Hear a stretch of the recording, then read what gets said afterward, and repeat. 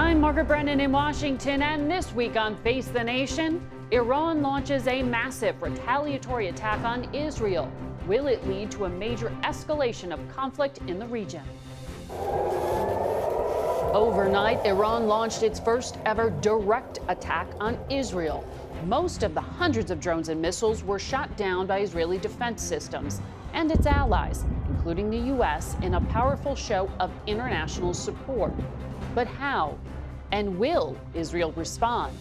And will those allies be able to keep the response in check? Declaring before the attack that whoever hurts us, we hurt him, the pressure on Prime Minister Netanyahu to not engage further and put an end to the war with Hamas grows. President Biden is also under pressure to rein in the Israeli Prime Minister. And back at home, politically, America's support for the Israeli side of the war with Hamas in Gaza is dropping, especially among Democrats.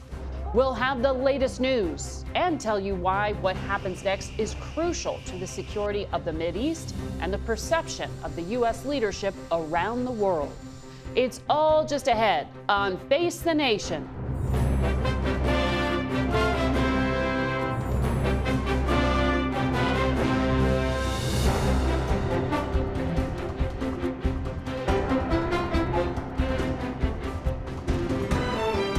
Good morning and welcome to Face the Nation.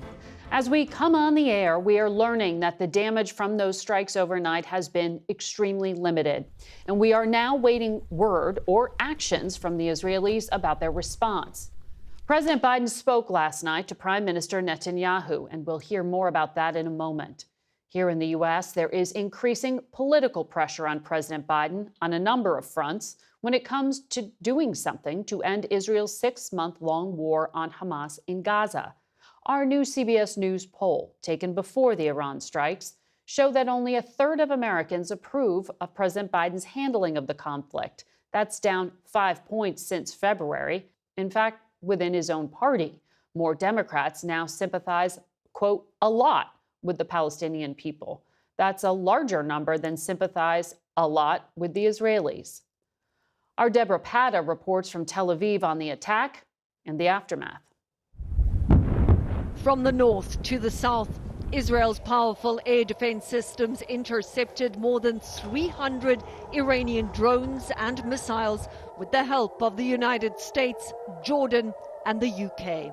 It is the scenario everyone has feared since the October 7 Hamas attack, a state-to-state confrontation that could spiral into a regional war. Hardline Iranian supporters celebrated the strikes as the regime boasted that their Operation True Promise had exceeded their expectations, despite Israel saying it intercepted 99% of the incoming projectiles. A number of Iranian missiles fell inside Israeli territory, causing minor damage to a military base with no casualties.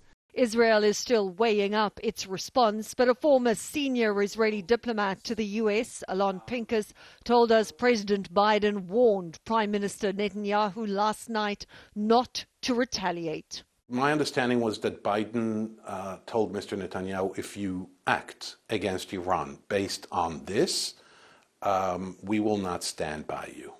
Pincus said Netanyahu benefits from a war with Iran, given growing anger here over his government's failure to protect Israelis from the October 7 attack. Mr. Netanyahu wanted an escalation with Iran as early as November. For him, it was a way to change the narrative, to distance himself from October 7th by wrapping it in a bigger story, in a bigger narrative. Just hours before the attack, tens of thousands of Israeli demonstrators took to the streets of Tel Aviv, protesting against Netanyahu's mishandling of the war in Gaza and rising tensions with Iran. Pincus also told us Iran had deliberately telegraphed details of the strike and knew most of the missiles and drones could be shot down, allowing Iran a shock and/or spectacle with minimal damage that Israel can choose to walk away from. That's our Deborah Patta in Israel. And we turn now to Coordinator for Strategic Communications at the White House, National Security Council, John Kirby. Good morning and welcome back. Thank you, Margaret. Good to be with you. Well, do you believe that Iran intended these strikes to be successful and lethal, or just look like they could be? Oh, no question. I mean, look at the size and the scale, the scope of what they fired at Israel from Iran proper. More than 300 missiles and drones. They wanted to cause damage, no question about that. But they were utterly unsuccessful in doing so. Well, Israel clearly has the military upper hand here, but the Israeli foreign minister said days ago that Israel will respond if Iran attacks from its territory. As you just said, they did exactly that. So has Israel committed to the U.S. that they will give a heads up before they take action against Iran? I don't think I'm going to go into the details of the conversation that we had last night between the president and the prime minister. It was a good conversation, really focused on the incredible success that Israel achieved last night with their partners. I mean, two really things are clear about last night. One, Israel doesn't stand alone, and the United States stands with them as well as others. And two, the Israeli military does have superior capability to be able to defend itself. But as for what the next steps are, I think I'll leave that to the Prime Minister and the War Cabinet to talk about. And that War Cabinet meeting is ongoing. But I ask because, as you know, the U.S. has significant presence in the region, troops in Iraq, in Syria, in Jordan. We do indeed. And there is risk to them. Absolutely. And you said, and Pentagon spokesperson said, that the U.S. was not notified in advance by Israel before they carried out the April 1st attack that started this chain of events. Should they have forewarned the United States? And as a matter of principle, what is the U.S. position on bombing what Iran says was a diplomatic facility? Again, I won't talk about the details of that particular strike. To the larger point, obviously, we do have a lot of troops in Iraq and Syria going after ISIS. We have a lot of facilities elsewhere in the region and ships at sea. And so what happens there certainly has an effect on us. And we do want to make sure that the conversations, we want to make sure the conversations we're having with the Israelis are as contextual as possible so that we can make the necessary preparations for our own troops and facilities. The other message the president sent over the last few days, and certainly it was discussed last night, is we're going to take whatever steps we need to take to protect our troops, our ships, our facilities in the region going forward. And that was the case last night, before the strikes last night, and it's going to be the case today going forward. Does the U.S. need to be prepared to draw down a presence from any of our diplomatic facilities? Are we positioned That's to a do conversation that the President and Secretary Blinken are having literally in real time. They talked about that as well yesterday. I won't speak for Secretary Blinken and the State Department. They'll make those kinds of force protection decisions as they see the threat in the region. But the threat changes from time to time, and you're always monitoring that. I know you don't want to go into a phone call between leaders, but the fundamental premise of what we're talking about here is the blowback for the United States. So do you have reason to believe that Prime Minister Netanyahu shares the desire not to escalate this further, which the president has made clear is his intent? I would say that the prime minister is well aware that the president is not looking for a conflict with Iran, that the president doesn't want the tensions to escalate anymore, and that the president is doing everything, and has since the 7th of October, to try to keep this from becoming a broader regional war. I mean, one of the reasons we were able to help the Israelis knock down so many of these missiles and drones is because the president made decisions in recent days to pre-position additional ships in the Eastern Mediterranean and an extra fighter squadron in the region that literally had a huge impact on last night. To deter what could have been worse. To prevent a greater sense of destruction inside Israel. Would the U.S. participate in offensive action if there is an Israeli reprisal? I'm not going to get into hypotheticals, Margaret. As I said, the president's made it clear we're not looking for a war with Iran. We're not looking for a broader regional conflict. And everything we've been doing since the 7th has been designed to prevent that outcome. Because the IRGC chief of staff went on TV saying they sent a message to the U.S. via the Swiss embassy saying if the U.S. participates in an Israeli reprisal, U.S. bases and personnel will not be in the security zone. Yeah, I'm mindful of the comment and the statement. Again, I'm just going back to what I said before. We're not looking for a war with Iran, not looking for a broader regional conflict. But The other thing the president has made clear is we will do what we have to do to help Israel defend itself, and we did last night, and we will do everything we need to do to make sure our troops, our facilities, and our ships at sea in the region are also protected. We have interest in the region, too. Now, obviously, we're all focused on Israel, and rightly so, but we have broader national security interests in the Middle East. We have a force posture that we're constantly monitoring to make sure we can meet those interests. The president takes that seriously, and that has been communicated to Iran as well. And the Iraqi prime minister will be at the White House this week talking about that troop presence as well. Tomorrow. Yes, we do anticipate having a good discussion about not just the force posture, but the mission set inside Iraq and what that looks like. I think it's an advise and assist mission. Yes. It's to help the Iraqi Defense Forces and their operations to go after ISIS inside Iraq. The Mossad announced this morning that Hamas rejected this latest proposal for the release of hostages, saying it proves Yahya Sinwar, the Hamas leader in Gaza, does not want a deal. Does the U.S. share that assessment? Is the diplomacy dead, or is this just another bump in the road? We're not considering diplomacy dead. There is a new deal on the table that Director Burns negotiated a week or so ago in Cairo. It is a good deal. It would get dozens of the most at risk, women, elderly, the wounded, out, get us a 6-week ceasefire, so a little bit more calm, and get us an opportunity to get more humanitarian assistance in. The Hamas leaders need to take that deal, and we're not considering this dead at this point. So that Mossad rejection is not closing the door. We're not considering it a dead letter. Okay. Last Sunday when you were here, you told us that the U.S. expected to have talks with Israel, perhaps as soon as this week, about their plans to go into southern Gaza, into Rafah. When is that happening? Do we have any further details? We think that discussion, first of all, there's been some staff technical level talks, even since you and I last spoke. We expect that larger conversation with our Israeli counterparts to happen in coming days, hopefully this week. Hopefully this week. Hopefully this week. John Kirby, thank you very much. Thank you. Well, we turn now to the Republican chairman of the House Foreign Affairs Committee, Texas Congressman Michael McCaul. Welcome back to the program. Well, thanks for having me, Margaret.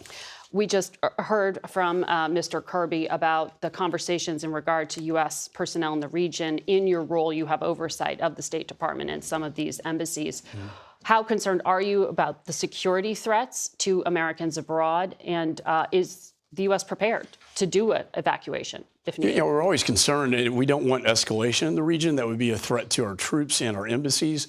As I understand, talking to the State Department, the embassy is in good shape right now in Israel. In Israel. Yeah, and I think the fact of the matter is, as Mr. Kirby mentioned, is 99% of these rockets and drones were shot down. Right. Pretty impressive display of force, showing of force in collaboration with the United States, Jordan, and other allies. And it also showed us Iran's not 10 feet tall. Not 10 feet tall militarily. Fair assessment there. So I'm sure then you don't agree with some of your Republican colleagues who are saying that this necessitates any kind of military action against Iran? Well, I do think that this is a choice for Israel. We cannot have daylight between us. We had some daylight prior to this when we're joined with them. And I know Gantz came out with a statement saying we want to be joined with our regional partners. One of the war cabinet members Yes. who is more centrist than Prime Minister Netanyahu. I think a proportionate response here. I think one option would be to take out the facilities where these drones and rockets came from and also destroy the manufacturing facilities that build the drones and rockets, not just for Israel's sake, but also for Ukraine's sake, because these rockets and these drones are being bought by Russia and they're killing Ukrainians every day. What happened in Israel last night happens in Ukraine every night. And Ukraine's ambassador to the United States, Oksana Markarova, was tweeting about that point. She called it an axis of evil between Russia, Iran, and North Korea. But the Speaker of the House doesn't seem to share, and we've talked about this before, the sense of emergency that you have. Why is there still not a date for a vote on Ukraine? I did see the statement from Steve Scalise, the whip, saying that there should be a consideration of legislation to support Israel. But what does that mean? Is that a vote on the National Security Supplemental? That is a speaker determination. I'll be speaking, talking to him this evening with other national security people and chairs. I talked to the ambassador, our ambassador to Ukraine as well. She said the situation is dire. You know, Kharkiv could implode any day now. That's 2 million people. And the power grid is under threat right now. If the power grid goes out in Ukraine altogether, we don't have time on our side here, Margaret. We have to get this done. I would implored. What I need to educate my colleagues, they're all tied together. Yes. I mean, Iran is selling this stuff to Russia. Guess who's buying Iran's energy? China. And you know why? Because we lifted or waived the sanctions that we had, this administration, on the drones and the missiles and on the energy. This is giving them $100 billion in cash to fund their terror operations. And that's why we're seeing this. Okay, but you still don't have a commitment from the Republican Speaker of the House to vote on what you say is a Republican priority. That has to drive you mad here. Do you expect to get an answer when you talk to the Speaker tonight? I have a commitment that it will come to the floor. My preference is when? This week. Your preference, but still an open question. I mean, the Speaker of the House went down to Mar-a-Lago this week, stood beside Donald Trump, and we have not heard the Republican frontrunner in any way endorse the package that you were saying there are Republican votes to pass. He did say he supports this idea of a loan program. 80% of the funding goes into. But that's not in the National Security Supplemental. That would be added in our bill, right? In addition, repo, my statute, to get into the Russian sovereign assets to help pay for this. In addition, 80 billion of this money, 80%, I should say, of the Ukraine funding goes into our defense industrial base to replenish and modernize our stockpile in the United States. These are all compelling arguments that the Senate bill doesn't have. And so I'm an eternal optimist. I'm doing my part. Look, we didn't pick and choose our enemies in World War II. We went after all of them: Japan, Italy, and Germany. We can't just pick, and say Iran's bad, but Russia's okay, and China's bad. I mean, can't do standalone. They're all in this together, and it's very clear to those of us in the intelligence, national security community. You said something interesting here. You said you have to educate your colleagues. Our polling shows that among Republicans, the most trusted source of information on Ukraine and Russia is Donald Trump. 79%, Congressman. 60% trust the Pentagon. Conservative media is 56%, which is separated from actual journalists in war zones, which is 33%. The State Department, 27%. How do you fight that information war when the Republican frontrunner for the presidential nomination is helping to spread some of that disinformation? Well, I think that's precisely why the Speaker went down to Milagro to talk to him about the Ukraine package, to get him to agree that, this loan program for direct government assistance like the EU does would be acceptable. Remember, the first lethal aid package that ever went to Ukraine that I signed off on, $300 million, came from the Trump administration. They don't want to see us lose in Ukraine like we did in Afghanistan. The repercussions long-term, a weaker America, not stronger. I don't think Trump wants to own that. I think he wants to help us get to the point where he gets in and he can finish the job. But doesn't that graphic tell us that in order for any bill to pass, you need Donald Trump to endorse it, even though he's not even in office?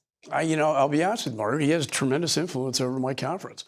And that's why it's important that we have these discussions with him. But we're all independent thinkers. We represent our own districts.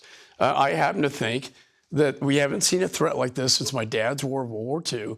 And if we don't stick together against this unholy alliance that came after Afghanistan, remember, Afghanistan was the turning point. And that is when the Russian Federation came into Ukraine. Chairman Xi is looking at Taiwan. Ayatollah rearing his ugly head. Well, they first invaded in 2014, but... Correct. Yes. I take your point. Congressman, we'll see if that phone call changes minds or if the meeting in Mar-a-Lago did. We'll follow this. Thank you. Thank you. Face the Nation will be back in 1 minute. Stay with us. We're joined now by Arizona Democratic Senator Mark Kelly. Welcome back to Face the Nation, Senator. Thank you for having me on, Margaret. I know you are on the Intelligence Committee. You track a lot of national security issues. The U.S. intelligence assessment back in February that was declassified said Iran is, quote, not currently undertaking the key nuclear weapons development activities necessary to produce a testable nuclear device. Are you concerned that some of these calls for strikes on Iran by Israel or for even U.S. participation in them, could that change Iran's calculus? Well, I think it could, and that's why we don't want to see this escalate. Last night we supported Israel in their defense very successfully. This is a very aggressive act by Iran. They've been, doing this for months now through their proxies, but now directly from Iranian territory. So this is significant. We don't want to see this escalate into a wider conflict. At the same time, I am constantly looking at the Iranian nuclear weapon capability. They could get pretty close, pretty fast if they chose to do that. But they have not, as yet, decided to make that political decision. That is our intelligence community's analysis of this. Okay. And I would agree with that. Okay. In a poll that was taken before this Iranian reprisal, Democrats' support for sending weapons to Israel has dropped from almost half to a third since October 7th, according to our latest poll that we released today. Democrats are now more sympathetic to Palestinians than to Israelis. Are you concerned that Israel's conduct in this war in Gaza and the use of U.S. military equipment is going to hurt President Biden in November? Well, my first concern here is the Israeli people and the Palestinian people. I mean, Israel was violently attacked on October 7th. I've watched an hour of footage from that day. It was horrific, and Israel has a right to defend itself. The way this has been conducted in Gaza, I have serious concerns. I've expressed those. Just most recently, about a week ago, with the Israeli Prime Minister about what happened with the World Central Kitchen. Reckless act and irresponsible, and they need to do better. We provide them with significant aid, and we're going to need to provide them with more, by the way, here because of what happened last night. We're going to need to replenish their rounds. Yeah, I mean, I'm always, I'm concerned with perceptions and an election, but the thing that's always top of mind for me, because I sit on the Intelligence Committee, I'm on the Armed Services Committee, it's our own national security and the national security of our allies. Mm-hmm. And Senator, I know you've been concerned about the security of Ukraine as well, and that national security supplemental. I want to talk to you more in depth about that and what's happening in your home state in a moment, but I'm going to have to take a commercial break here, so stay with us. And we hope that all of you will stay with us as we talk as well about the Arizona Supreme Court decision last week that shook the political world. Stay with us. For the first time in American history, a former president will stand trial in a criminal case beginning tomorrow. Former President Trump is accused of falsifying business records in a hush money scheme to cover up an alleged affair with adult film star Stormy Daniels. At a campaign rally last night in Pennsylvania, Trump alleged that the trials were part of a Democrat-led effort to keep him from running and winning the election. This is what you call a communist show trial. And we're going communist, don't kid yourself. We don't win this election, this country is finished. We'll be right back. We'll be right back with a lot more Face the Nation and more from Senator Kelly, as well as analysis on the Iranian attack, plus an interview with the head of the International Monetary Fund, Kristalina Georgieva. That's in our next half hour, so don't go away.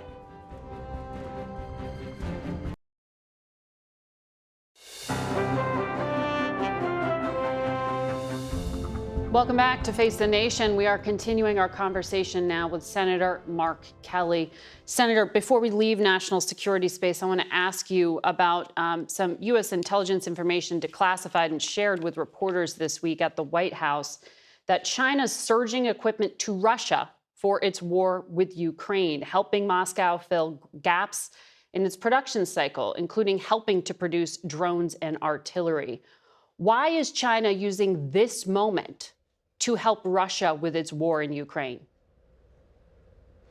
Well, I think they realize that Russia, the outcome of this war, Russia against Ukraine, is critical for their own decisions with Taiwan and the Western Pacific. This is all connected. Iran, Ukraine, China. The stock of Ukrainian ammunition is dwindling. They're going to run out of ammunition. Russia's capacity, we look at this all the time, is going up. With the help of China, Russia can win this. If we support Ukraine, Ukraine can win. We passed an emergency supplemental 2 months ago. It's sitting on the Speaker's desk. He should bring that to the floor tomorrow night, get it passed. This is also going to help Israel. We can replenish, the stocks that they used last night.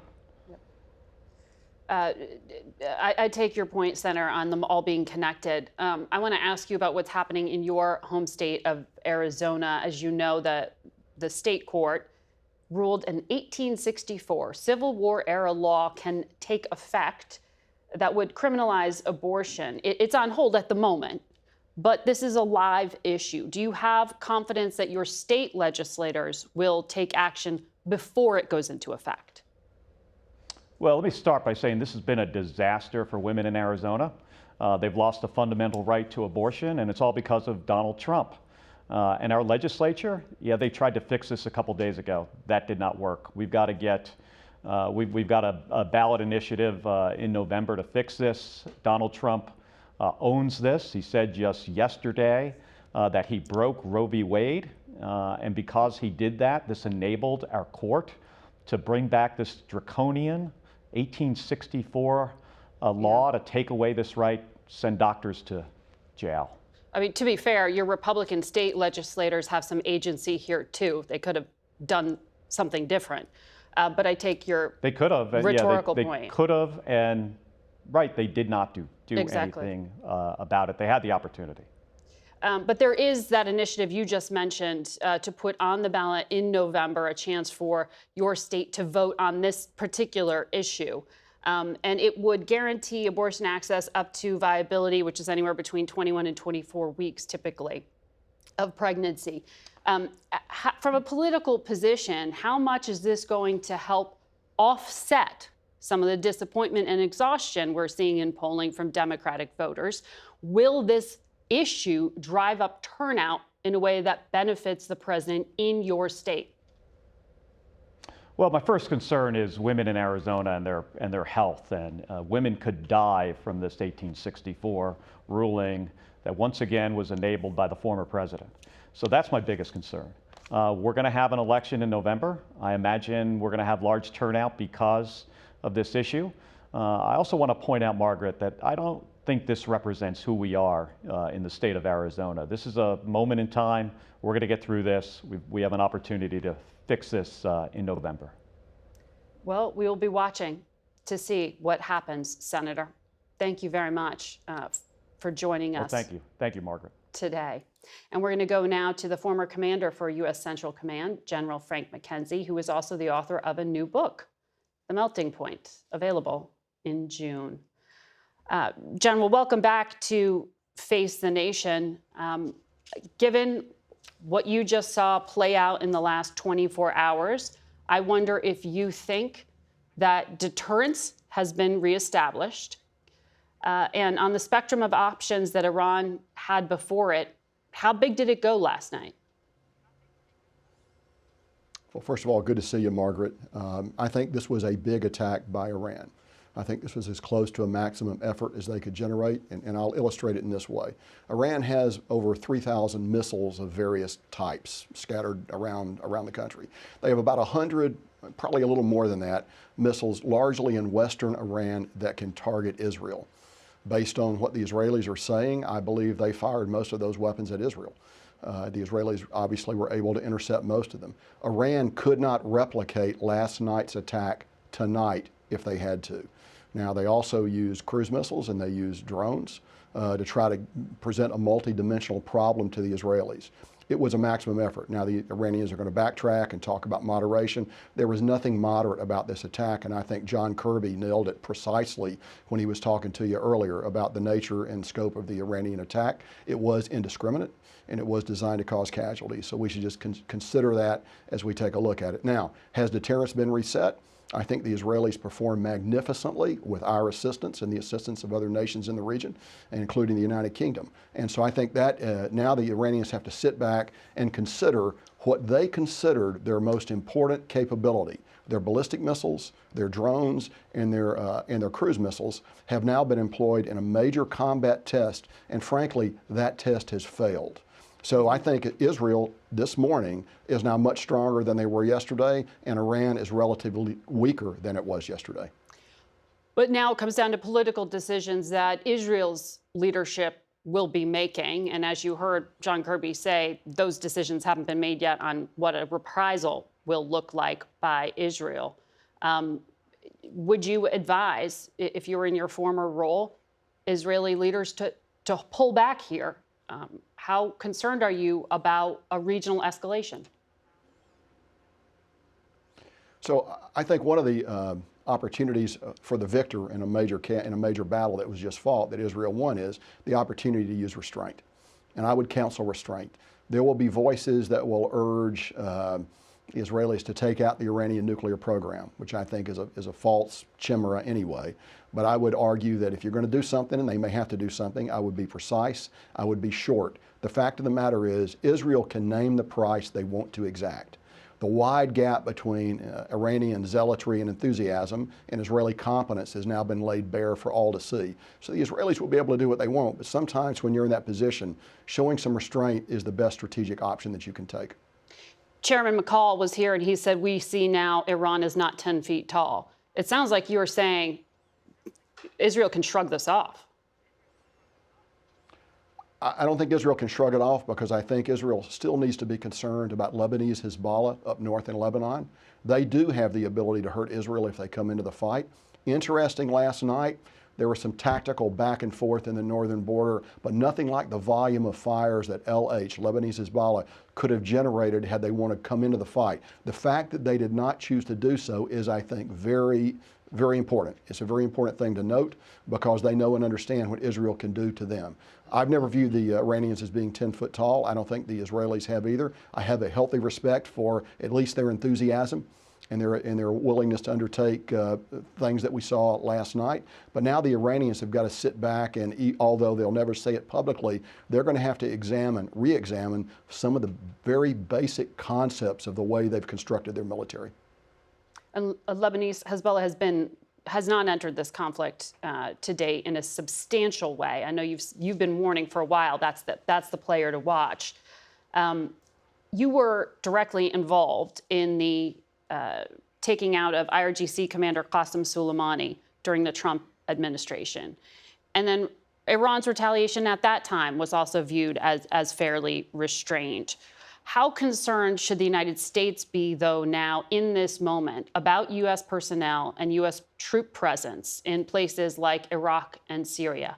As you know, this is a live issue at the White House this week as the Iraqi Prime Minister visits. Our forces distributed across Iraq and Syria, supporting the armed forces of Iraq in anti-ISIS operations and supporting our SDF partners in eastern Syria, those forces are vulnerable to an Iranian proxy attack. We recognize that. I think that's why the president's been very forceful in warning them. Now, it's also very instructive that the Iranians did not choose to attack us as they conducted a major strategic attack on Israel. So they've listened to that. The Iranians know that we have the capability, if they choose to fight us, to hurt them very badly.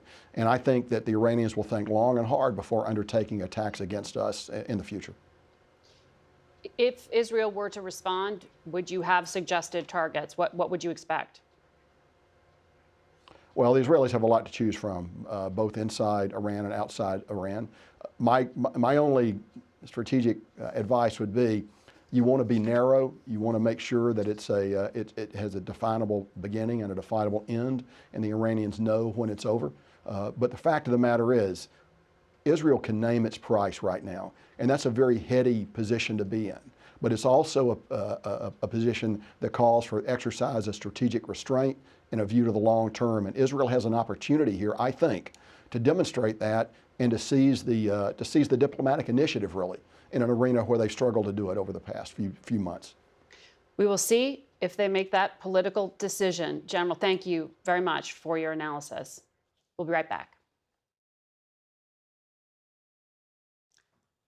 We're joined now by CBS News national security contributor Samantha Vinograd, formerly the Assistant Secretary of Counterterrorism at Homeland Security, and she served on the National Security Council in the Obama administration. Great to have you back, Sam.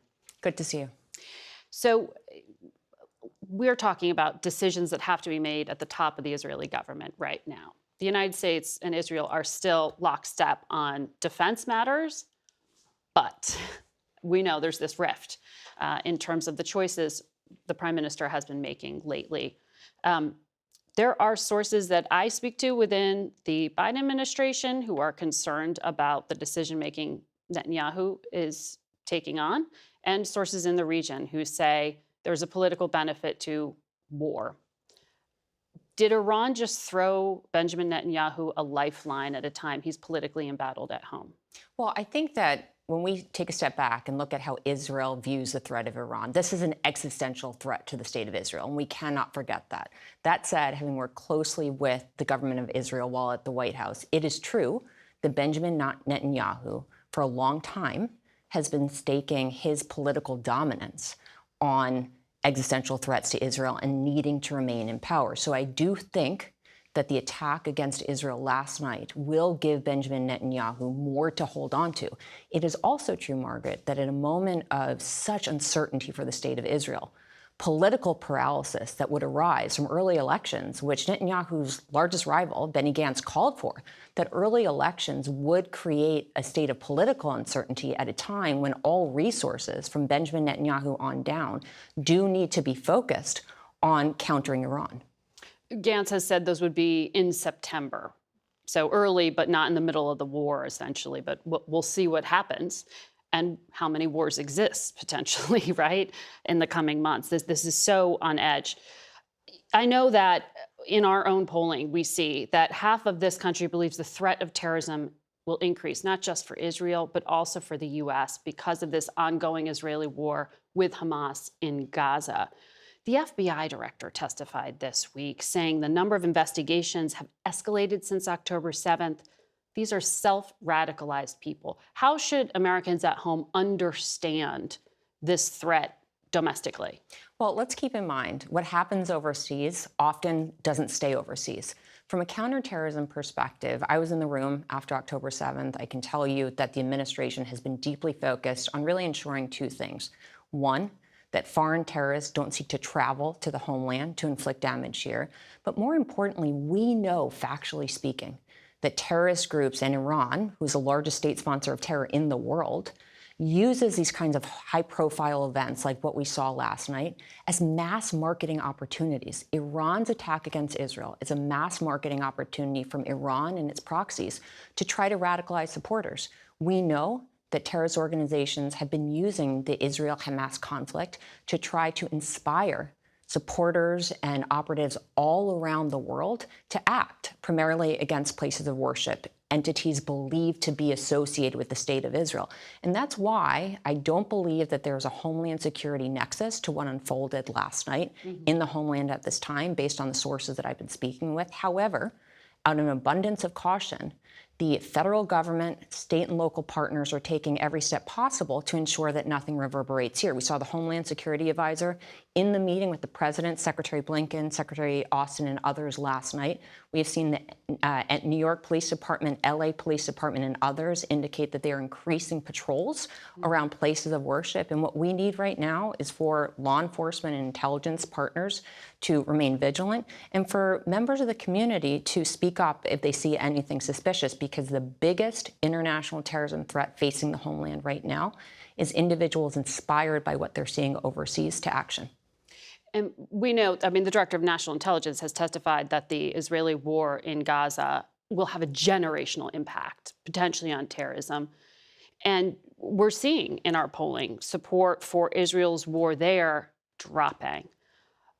How concerned are your former colleagues that Israel is losing strategically the fight and becoming more isolated? From a counterterrorism perspective, it is a fact that what is happening in Gaza is being used again as a mass marketing opportunity, not only because the suffering is incredibly difficult for anyone to watch. Hamas and other Iranian proxies are using those images to try to rally support against Israel, whether it be here in the homeland or more broadly across the world. I think the biggest concern right now is ensuring that Israel has what it needs to deter Iran, not just today, but going forward. And so when we think about what Israel's next move is going to be, we also have to think about what the international community is going to do to ensure that Iran loses the funding for its ballistic and cruise missile program and tries to takes a step back from funding terrorism around the world. We'll see what that international response is at the UN and elsewhere. Sam, thank you very much for your analysis. We'll be back in a moment. We're back with the managing director of the International Monetary Fund, Kristalina Georgieva. I got it right this time. I apologize. You did indeed. Okay. Oil markets have been swinging because of this instability in the Middle East, escalation risk, the threat to global shipping as well. Can you gauge at this point what the economic impact will be? So far, it has been somewhat moderate. We have seen on Friday, when the news of potential strike from Iran into Israel came, oil prices jumped by 1%. We have seen so far the impact of this conflict primarily in the epicenter, affecting Israel and in particular devastating Gaza and West Bank, with spillovers to the neighboring countries. Even the shipping distraction in the Red Sea has not yet led to a major impact. But any impact, as small as it might be, is not desirable in an economy with high uncertainty and inflation still not being brought down to target. Very simple. Oil prices go up, inflation goes up. So what can be done to bring down uncertainty is, of course, for others, for those in politics, in the military. From an economic standpoint, the more we reduce uncertainty, the better. We have a lot of uncertainty right now, one of them being the U.S. Congress and funding for these conflicts. Congress is looking at authorizing the Biden administration to seize Russian state assets, potentially for use in a negotiation or to rebuild Ukraine. What do you think of that idea? This is really for the jurisdictions that have authority to take a decision to make. But it could have global impact. What we do is we look at it and then we assess what the impact might be. Right. And then, of course, it is a matter of how would that be received as news across the world. Countries that are holding their reserves, and let's remember today there are $11 trillion in reserves in countries around the world. They would be looking at that with some attention. So what our position is, when a decision is being taken, whatever the decision is, please think of the consequences, and especially the law of unintended consequences, and factor it in. What you're saying there is that this could essentially cause what? A flight of assets out of the banking systems in Europe in particular? We have not seen the reaction to be of that magnitude. Our point is very simple. We have an integrated global economy. Even with the winds of fragmentation, still countries are connected with each other. So whatever decision is being taken, take it with an eye of the desired impact and also of what might be an intended consequence. We're in an election year, as you know. Goldman Sachs put out a report outlining potential tariff increases as the most important issue for the economic outlook if President Trump were to be reelected. He continues to float ideas of tariffs anywhere from 10 to 60% or upwards. How would you gauge the impact and the risk of doing that? Let me first reflect on why we have seen over the last decade a backlash on globalization. We all know an integrated world economy lifts up growth prospects and leads to improvements in standard of living, but not for everyone. What we have seen is that communities that have been negatively impacted by globalization and have not been attended, they have not been helped to cope with it, are the backbone of this backlash that we are seeing today. So my most important point is trade is good, but it is not necessarily good for everyone. And policies have to reflect on that. We have to make sure that the benefits are more broadly shared in society. Tariffs would add to inflation as well. You agree, as an economist? Of course, let me just be very clear. The reason we are proponents of an integrated world economy is because it brings costs down, right, and it increases the well-being of people around the world. So we are on the view that we should be striving to have a more integrated economy. And let me say this, what we're seeing is already trade patterns are shifting. Right. What is the impact? The impact is the so-called connector countries play a bigger role. So you don't see a trade from A to B, you see trade going A to B to C to D. So we are lengthening the supply chains, and that of course leads to a high cost on consumers, and as you said, not great for inflation.